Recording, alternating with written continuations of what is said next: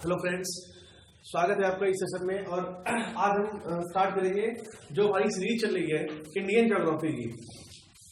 Indian geography जो हम agriculture पढ़ रहे हैं, आज हम पढ़ेंगे एग्रीकल्चर, कृषि। कृषि से कैसे क्वेश्चंस पूछे जाएंगे और क्या क्या क्वेश्चन फ्रेम में आपकी आती है वो हम यहाँ डिस्कस करेंगे। ठीक है, तो भारत की जो कृषि है, अच्छा आप लोगों को बता दें कि जो भारत हमारा एक कृषि प्रधान देश है ना, सबको पता होगा। लगभग 50% से ज्यादा जनसंख्या कृषि पे डिपेंड है आज, है ना। 50 लगभग 65%। लेकिन एक बार याद रखना, विकसित और विकास, जब हम आपको इकोनॉमिक्स पढ़ाएंगे तब आपको बताएंगे कि विकसित देश और विकासशील देश क्या होते हैं। ठीक है, जिस देश की ज्यादातर जनसंख्या, ध्यान से सुनना, जिस देश की ज्यादातर जनसंख्या कृषि में जुड़ी रहती है, ठीक है, प्राथमिक क्षेत्र में जुड़ी रहती है, या प्राथमिक क्षेत्र का जीडीपी में योगदान ज्यादा होता है, वो देश कभी भी विकसित नहीं हो सकता है।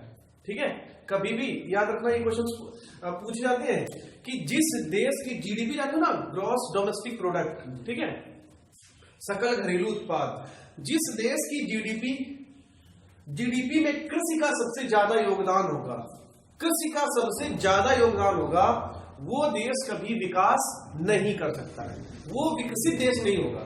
और जिस देश की जीडीपी में कृषि का योगदान कम होगा, वो देश विकसित हो जाएगा।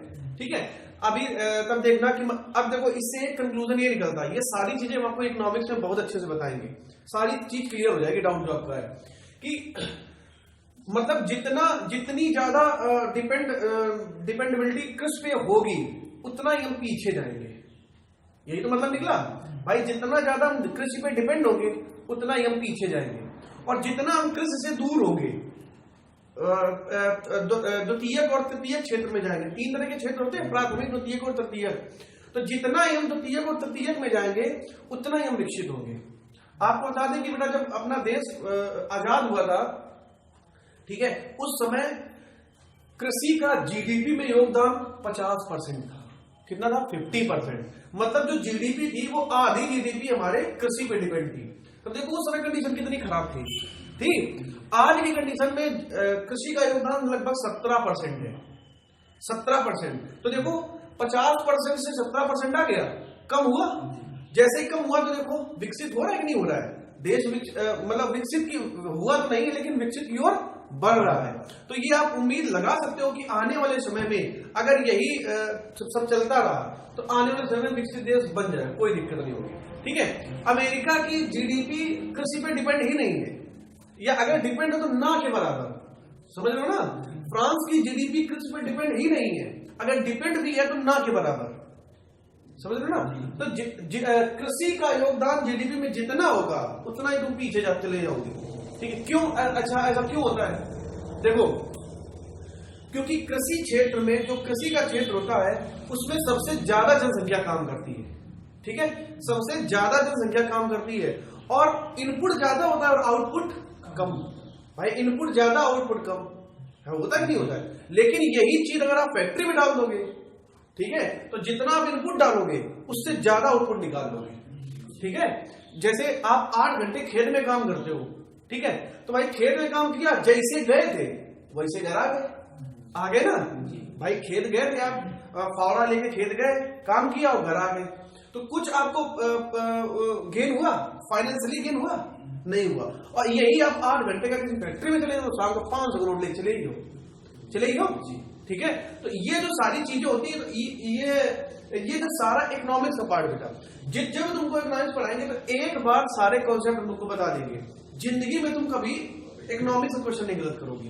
ठीक है, लेकिन हम लोग अभी कृषि पढ़ रहे हैं। ठीक है, तो कृषि से संबंधित कुछ तथ्य हैं कि भारत का कितना % जीडीपी में है, या जीडीपी और कृषि कैसे एक दूसरे पर निर्भर करते हैं। ठीक है, तो ये चीजें समझ गए। लिखो, अब इस कृषि के क्षेत्र में सबसे पहली क्रांति कौन लाया था भारत में? तो MS स्वामीनाथन। लिखो, MS स्वामीनाथन ने 1967 में हरित क्रांति की शुरुआत की। MS स्वामीनाथन ने 1967 में हरित क्रांति की शुरुआत की। अब देखो, ये हरित क्रांति क्या होती है? हरित क्रांति होती है कि को उपजाऊ बनाना, खेती को उपजाऊ बनाना और फसल ज्यादा उत्पन्न करना। क्या जब 1947 या 1950 का जो जमाना था, 1950 का, उस समय 1 बीघा में 10 कुंटल होता था? नहीं होता था। ठीक है, ये कब से शुरू हुआ है? ये 67 के बाद से शुरू हुआ। 67 में भी इतना ज्यादा डेवलपमेंट नहीं था।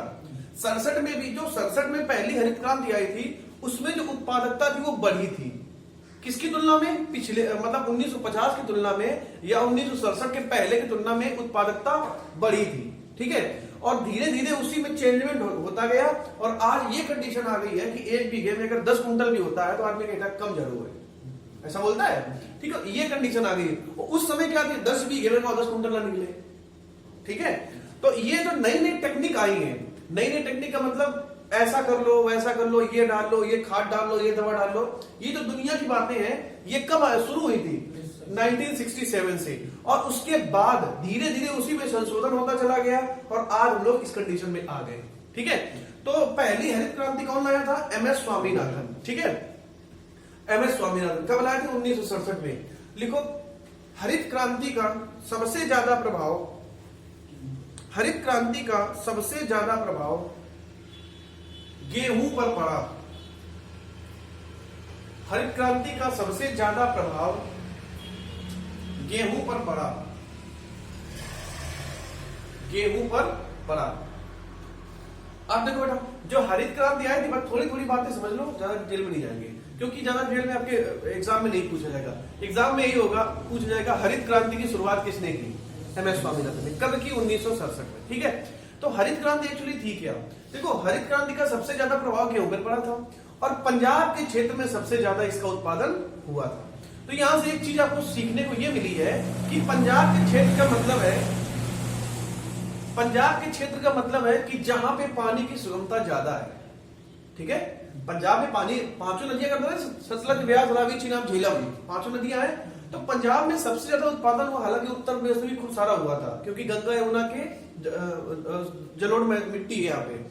ठीक है, तो सबसे ज्यादा जब पंजाब में हुआ तो ये इसका विरोध हुआ, हरित क्रांति का विरोध भी हुआ था। जैसे अभी देख रहे हो कृषि बिल पढ़ा है, कृषि बिल का भयंकर विरोध हुआ था ना, लेकिन फिर भी पास हो गया। कृषि बिल पे भी तुमको हम बताएंगे फिर। तो क्या हुआ? हरित क्रांति का विरोध हुआ। क्यों? क्योंकि विरोध करने वालों ने यह कहा कि हरित क्रांति स्पेशल जगह के लिए है। मतलब स्पेशल जगह का मतलब क्या है?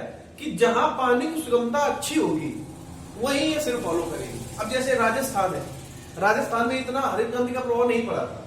ठीक है, सबसे ज्यादा प्रभाव कहां पड़ा था? पंजाब में। ठीक है, तो ये भी इनका एक भाई एक निगेटिव पॉइंट बोला गया कि भाई हरित क्रांति आप वहीं ला रहे हो जहां पानी है। भाई जहां पानी नहीं है वहां के लिए भी कुछ करो। ठीक है, तो उसके बाद वो बात की है, तो इसका भी हरित क्रांति का भी विरोध हुआ था। ठीक है, बीजेपी वाले इस कृषि बिल को दूसरी हरित क्रांति बोल रहे हैं। ठीक है, जो बीजेपी ने ये कृषि बिल लाया है उसको ये दूसरी हरित क्रांति बोल रहे हैं। और पहली हरित क्रांति कब हुई थी? 1967 में। ठीक है, तो MS स्वामीनाथन का ही आ गया। इसके बाद लिखो बेटा, हेडिंग डालो,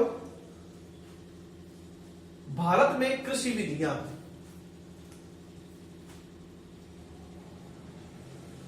भारत में कृषि विधियां। यहां से क्वेश्चन पूछा जाता है, कृषि की विधियां क्या क्या होती है। ठीक है, लिखो सेरीकल्चर। सेरीकल्चर किससे संबंधित है? रेशम से। सेरीकल्चर किससे संबंधित बेटा? रेशम से। लिखो वर्मी कल्चर। वर्मी कल्चर किससे संबंधित है? केचुआ से। वर्मी कल्चर किससे संबंधित है? केचुआ से। विटीकल्चर किससे संबंधित है? विटीकल्चर। विटीकल्चर अंगूर से संबंधित है। किससे संबंधित है? अंगूर से। विटीकल्चर। इसके बाद लिखो अंगूर से बेटा, विटीकल्चर अंगूर। इसके बाद लिखो फ्लोरीकल्चर। फ्लोरीकल्चर। फ्लोरीकल्चर किससे संबंधित है? फूल से।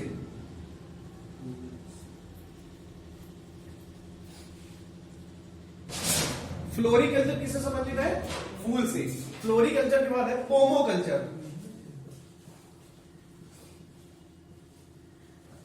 पोमोकल्चर किससे संबंधित है? फल से। पोमोकल्चर फल से, ठीक है। इसके बाद आपका हार्टिकल्चर।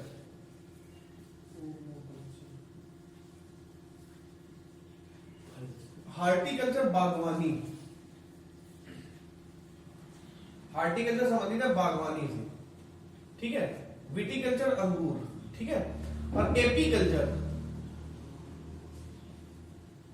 एपीकल्चर मधुमक्खी। एपीकल्चर मधुमक्खी, ठीक है। फिर दो चीजें आती है, एरोपोट्रिक और हाइड्रोपोट्रिक। एरोपोटिक और हाइड्रोपोटिक। इसमें हवा में पौधे उगाना, हवा में पौधे उगाना। और हाइड्रोपोट्रिक मतलब होता है पानी में पौधे उगाना।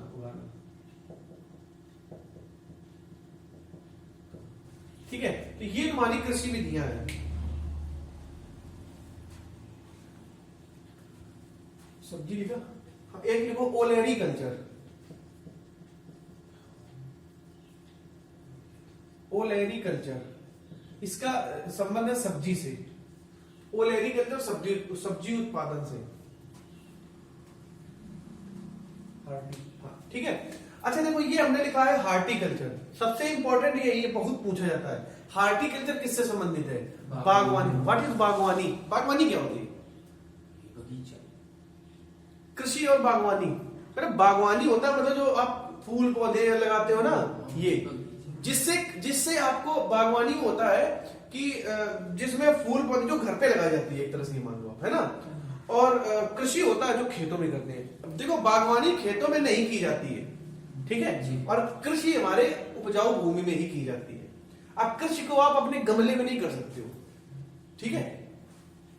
तो ये सारी कृषि की विधियां हैं। एक बार जल्दी से रिपीट कर लेते हैं। सेरीकल्चर किससे संबंधित है? रेशम। क्वेश्चन कैसे आता है? सीधा है, सेरीकल्चर किससे संबंधित है, सीधे क्वेश्चन आएगा। रेशम, केचुआ, अंगूर, फूल, तो रेशम, ठीक है। यही से एक क्वेश्चन या तो यहां से आएगा, अगर यहां से क्वेश्चन नहीं आएगा तो कृषि की विधियों से क्वेश्चन आएगा, ठीक है। गोल क्रांति, नीली क्रांति, लाल क्रांति, गुलाबी क्रांति, जो क्रांतियां है ना, इससे क्वेश्चन आएगा। तो सेरीकल्चर रेशम, वर्मीकल्चर केचुआ, और विटिकल्चर, विटिकल्चर जो है वो अंगूर। फ्लोरिकल्चर, देखो फ्लोरी मतलब फ्लावर, फ्लोरी मतलब फ्लावर मतलब फूल, ठीक है। पोमो, पोमो मतलब फल, ठीक है, ठीक है। हार्टिकल्चर मतलब बागवानी, ये याद कर लेना भाई, हार्टिकल्चर मतलब बागवानी। एपीकल्चर मधुमक्खी।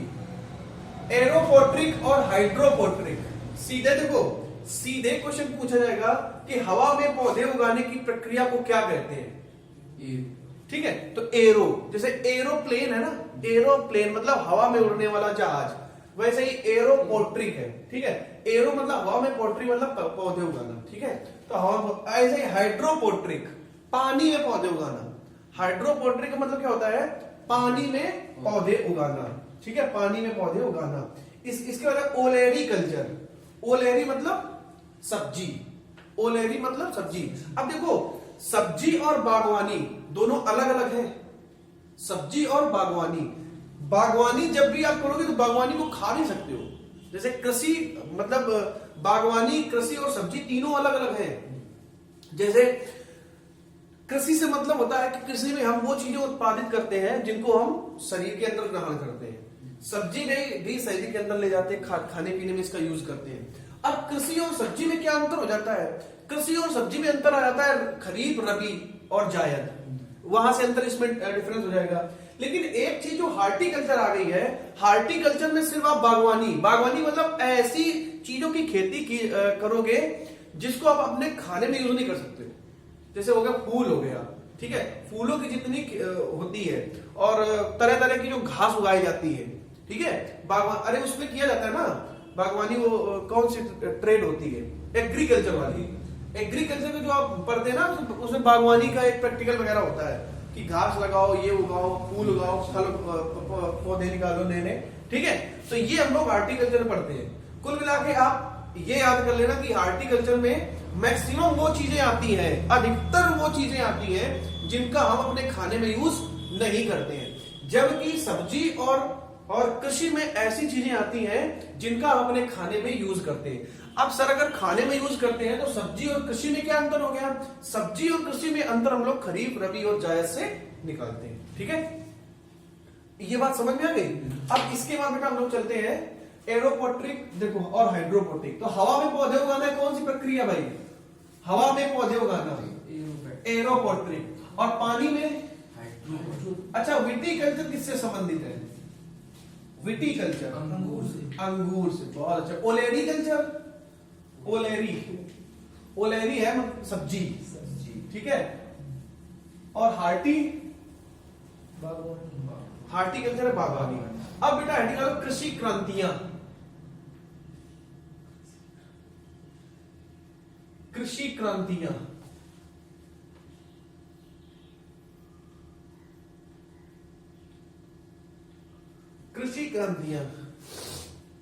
कृषि क्रांतियां में यहां से भी क्वेश्चन बहुत पूछा जाता है, चाहे कल्चर से आ जाएगा, ठीक है, चाहे क्रांतियों से क्वेश्चन आ जाएगा।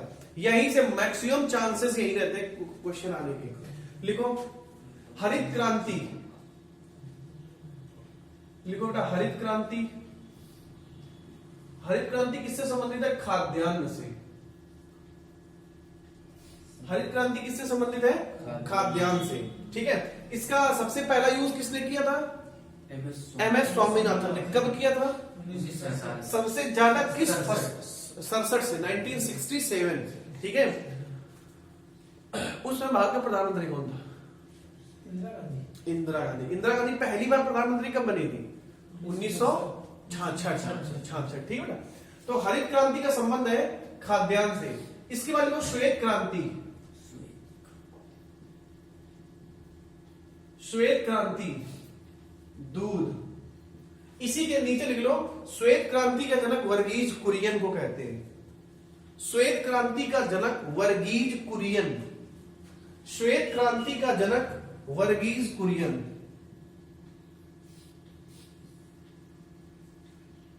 वर्गीज कुरियन को कहते हैं, ठीक है। और हरित क्रांति का जनक एमएस स्वामीनाथन, एमएस स्वामीनाथन। श्वेत क्रांति वर्गीज कुरियन। इसके बाद आता है नीली क्रांति। नीली क्रांति, नीली क्रांति किससे संबंधित है? मत्स्य उत्पादन, हाँ मत्स्य या मछली उत्पादन, मछली उत्पादन। इसका जनक नहीं है, ठीक है। देखो अब हम बता रहे हैं, अब यहां से करंट का क्वेश्चन कैसे बनेगा? मत्स्य उत्पादन है। अभी हाल ही में प्रधानमंत्री नरेंद्र मोदी ने मत्स्य के उत्पादन के लिए कौन सी योजना लागू की है? मत्स्य उत्पादन योजना, मत्स्य संपदा योजना, मत्स्य विभाग या मत्स्य उत्थान योजना। ऐसे क्वेश्चन सेम आते हैं। अभी हाल ही में नरेंद्र मोदी ने मछली के उत्पादन के लिए मत्स्य उत्पादन, देखो मछली कितनी बड़ी बड़ी, कलकत्ता में कितनी बड़ी बड़ी मंडी है, या यहाँ भी बहुत सारे ऐसे तालाब रिजर्व कर दिए जाते हैं जो मत्स्य उत्पादन के लिए होते ना। जो ग्रामीण एरिया में कुछ तालाब चिन्हित कर दिए जाते हैं सरकार के द्वारा, उसमें बोर्ड लगा दिया जाता है कि मत्स्य उत्पादन के लिए आरक्षित क्षेत्र, उसमें आप मछली नहीं पकड़ सकते हो, ठीक है। वहां पे मछली क्या संरक्षित की जाती है, ठीक है। तो याद रख लो मत्स्य उत्पादन के लिए मत्स्य संपदा योजना, मत्स्य संपदा योजना चालू की है।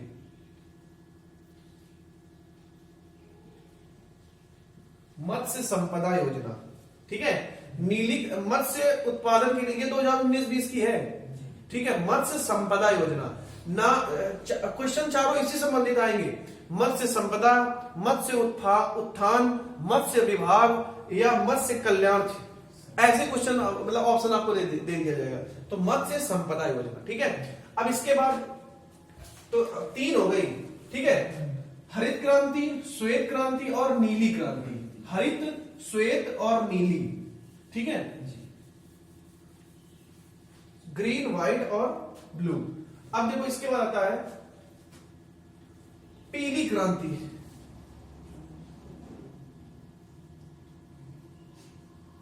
पीली क्रांति, पीली क्रांति किससे संबंधित होगा? थोड़ा एज्यूम करो, पीली क्रांति, पीले फूल किसके होते हैं? सरसों लागे, है ना? तो तिलहन, तिलहन उत्पादन, पीली क्रांति है तिलहन उत्पादन, पीली क्रांति है तिलहन उत्पादन। इसके बाद रजत क्रांति, रजत क्रांति है अंडा उत्पादन, रजत क्रांति। देखो रजत से आप चांदी मत लगा देना, ठीक है, क्योंकि उसको भी रजत दर्पण, कुछ चांदी को भी बोला जाता है रजत, है ना? तो रजत क्रांति जो है वो अंडा उत्पादन से है। उसके बाद भूरी क्रांति,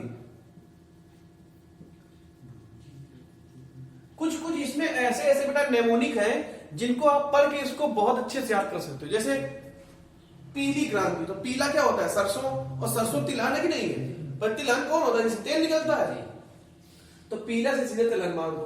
भूरी क्रांति किससे संबंधित है? थोड़ा एज्यूम करो, भूरी क्रांति उर्वरक उत्पादन। क्या यूरिया भूरी होती है? यूरिया भूरी होती है नहीं होती? बताओ। तो बस सीधे वही तो है, उर्वरक, उर्वरक उत्पादन। अब देखो रजत क्रांति थोड़ा अजीब है, इसको याद कर लेना, रजत अंडा, ठीक है? या ऐसे याद कर लेना कि कोई लड़का रजत होगा जो अंडा खाता होगा, बस बात खत्म, ठीक है? भूरी क्रांति उर्वरक, ठीक, अगर तुम अंडा खाते हो कहते हो मानव रजत है, ठीक है? भूरी क्रांति उर्वरक उत्पादन। इसके बाद है कृष्ण क्रांति, कृष्ण क्रांति,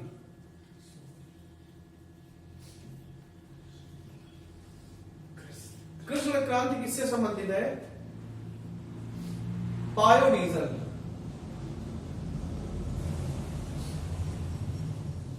कृष्ण क्रांति बायोडीजल। देखो कृष्ण मतलब काला, और क्या डीजल काला होता है? देखो तो भाई अगर डीजल आप लोगे तो हल्का हल्का काला टाइप को आता है, पेट्रोल से यही अंतर है उसमें। कृष्ण क्रांति बायोडीजल। इसके बाद है लाल क्रांति, लाल क्रांति किससे संबंधित होगा? बता दो। अच्छा, लाल, कौन सब्जी लाल होती है? टमाटर, हाँ बिल्कुल सही, टमाटर। या एक चीज और इसमें आ जाती है, मांस। क्या मांस लाल होता है? बिल्कुल, खून इसमें लगा होता है, ठीक है? लाल क्रांति किससे संबंधित है? टमाटर से और मांस से, ठीक है? इसके बाद आता है गुलाबी क्रांति, गुलाबी क्रांति, ये आपको शायद याद करना पड़ेगा। गुलाबी क्रांति है झींगा मछली, गुलाबी क्रांति किससे संबंधित है? झींगा मछली। देखो नीली क्रांति किससे संबंधित है? मत्स्य उत्पादन से। नीली क्रांति मत्स्य उत्पादन से, लेकिन मछली मछली है, लेकिन स्पेशल एक झींगा मछली आती है। इसकी जब मछलियों की प्रजाति होती है झींगा, है ना, सबसे ज्यादा पश्चिम बंगाल में पाई जाती है। तो झींगा मछली जो है इसके लिए एक स्पेशल क्रांति चलाई गई थी। कौन सी? गुलाबी। बट ये आपको याद करना पड़ेगा, लाल और गुलाबी में फंस मत जाना, ठीक है? अभी तो बड़ा मजा आ रहा है यहां सुन के, लेकिन जब एग्जाम में आता है तो कंफ्यूजन बहुत ज्यादा होता है कि लाल कहां है और गुलाबी कहां है। तो सीधा लाल बस याद कर लेना। टमाटर, टमाटर कैसा होता है? लाल। मांस, मांस मतलब खून, खून मतलब लाल। बाकी जो गुलाबी है, गुलाबी झींगा मछली है। तो दो चीज आपको याद करने के लिए हो गई। इसके बाद लिखो बादामी क्रांति, बादामी क्रांति। आप इसमें बादाम मत लगा देना भैया मेरे। बादामी क्रांति है मसाला उत्पादन। क्वेश्चन यही पूछे जाते हैं, इन क्वेश्चन का ट्रेंड खत्म हो चुका है, लाल पीली नीली, ठीक है? बादामी क्रांति, एक उसमें छोटा सा ऑप्शन होगा बादाम से, ठीक है? तो बादामी मतलब बादाम मत लगा देना। मसाला उत्पादन है, ठीक है? मसाला। फिर लिखो सुनहरी क्रांति,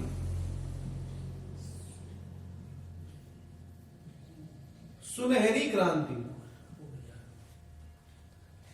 सुनहरी क्रांति संबंधित है फल से। किससे संबंधित है? फल से। सुनहरी क्रांति फल से संबंधित है। फिर इसके बाद सुनहरी क्रांति, इसके बाद गोल क्रांति, गोल क्रांति। भाई गोल क्रांति किससे संबंधित होगी? सपोज करो गोल क्रांति, बिल्कुल ऑप्शन। चलो, गोल क्रांति है आलू, भिंडी, बैंगन, बैंगन के बाद टिंडा, बिल्कुल आलू। गोल क्रांति आलू, ठीक है, गोल क्रांति आलू। एक लास्ट क्रांति है जो सबसे अलग की क्रांति है, अमर क्रांति। बता दो अमर क्रांति किससे संबंधित है? अमर क्रांति बेटा, अमर क्रांति याद कर लेना, नदी को जोड़ने से।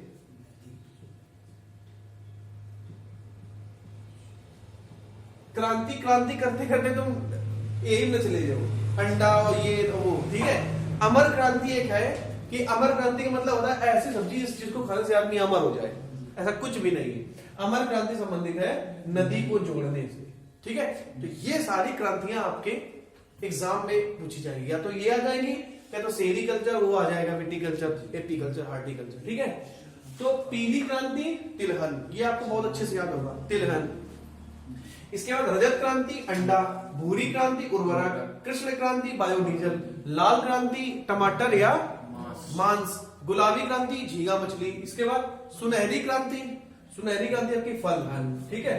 और गोल क्रांति आलू, और बादामी क्रांति मसाला उत्पादन, ठीक है। तो ये आपकी जो क्रांतियां होंगी कृषि के क्षेत्र की, तो इतनी क्रांतियां आपको याद कर लेनी है। इनमें जो इंपॉर्टेंट हमने बताई हैं, जो याद करने में दिक्कत होगी, उन्हीं को याद कर लेना। क्वेश्चन उन्हीं से ही आता है मैक्सिमम। जो क्वेश्चन आपको कंफ्यूज करता है, जहां से आपकी कंफ्यूजन शुरू होती है, एग्जामिनर वहीं से क्वेश्चन बनाना शुरू कर देता है, ठीक है। इसके बाद देखो, अब देखो उर्वरक, क्या भारत में उर्वरक पैदा की जाती है? उर्वरक होती है कि अब भारत दूसरे देश से मंगाता है? लिखो पोटास उर्वरक, पोटास उर्वरक भारत आयात करता है, भारत आयात करता है, हाँ मंगाता है। अच्छा, आयात निर्यात में किसी बच्चे को दिक्कत है? आयात हाँ बस, ठीक है। आयात मतलब उसको किसी दूसरे देश से लाना, और निर्यात का मतलब यहां से भेजना, ठीक है, यहां से भेजना। देखो, तिलहन मिशन की शुरुआत 1986 से हुई। तिलहन मिशन की शुरुआत 1986 से हुई, 1986 से हुई।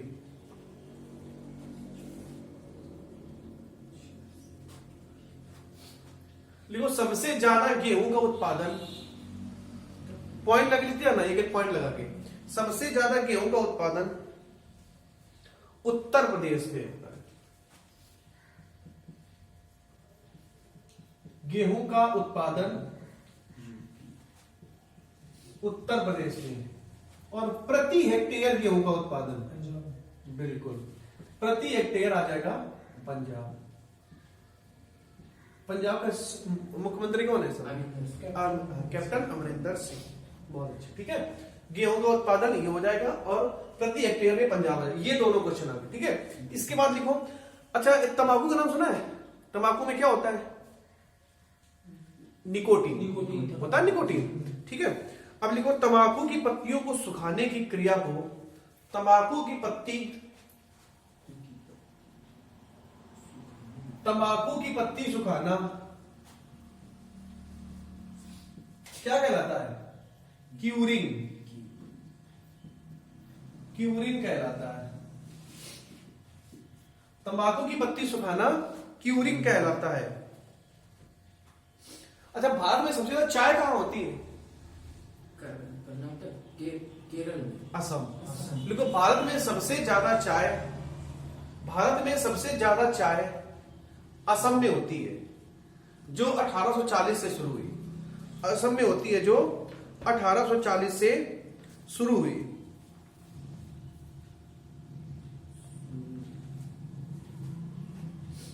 ठीक है। देखो, चाय की पत्तियों में सबसे ज्यादा कैफीन और टैनिन होता है। चाय की पत्तियों में सबसे ज्यादा कैफीन और टैनिन होता है।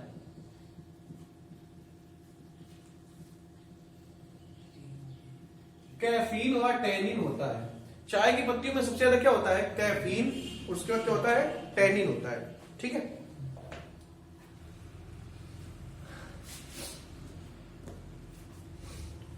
लिखो सबसे उच्च कोटि का कहवा अरेबिका है। लिखो सबसे उच्च कोटि का सबसे उच्च कोटि का कहवा अरेबिका है। सबसे उच्च कोटि का कहवा क्या है? अरेबिका है। लिखो रोबस्ता तथा लिबेरिका। लोबस्ता तथा लिबेरिका कहवा की प्रजाति है। लोबस्ता तथा लिबेरिका कहवा की प्रजातियां हैं। ये क्वेश्चन पूछा गया सबसे उच्च कोटि का कहवा कौन सा होता है? अरेबिका। ठीक है, लोबस्ता तथा लिबेरिका किसकी एक जाति है? कहवा की।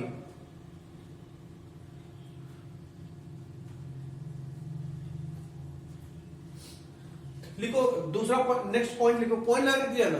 लिखो दलहनी फसलों के लिए कोबाल्ट आवश्यक होता है। दलहनी फसलों के लिए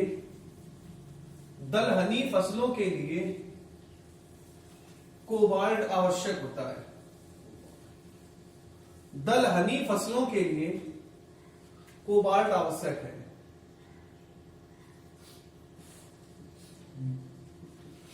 दलहनी फसलों के लिए कोबाल्ट आवश्यक है। ठीक है, अब टेम्परेचर की बात कर लो। टेम्परेचर लिखो, अन्न भंडारण करते समय, हाँ अन्न मतलब बखारी, अन्न भंडारण करते समय नमी 10% से नीचे होनी चाहिए। नमी 10% से नीचे होनी चाहिए, अन्यथा कीड़े लग जाएंगे। अन्यथा नहीं तो कीड़े लग जाएंगे, अन्यथा कीड़े लग जाएंगे। 10% से कम जो नमी कितनी होनी चाहिए? 10% से भी कम होनी चाहिए, अन्यथा कीड़े लग जाएंगे। देखते ना गेहूं में पई वगैरह लग जाती है, अगर नमी तक तो पहुंच गई, ठीक है, लग जाते हैं।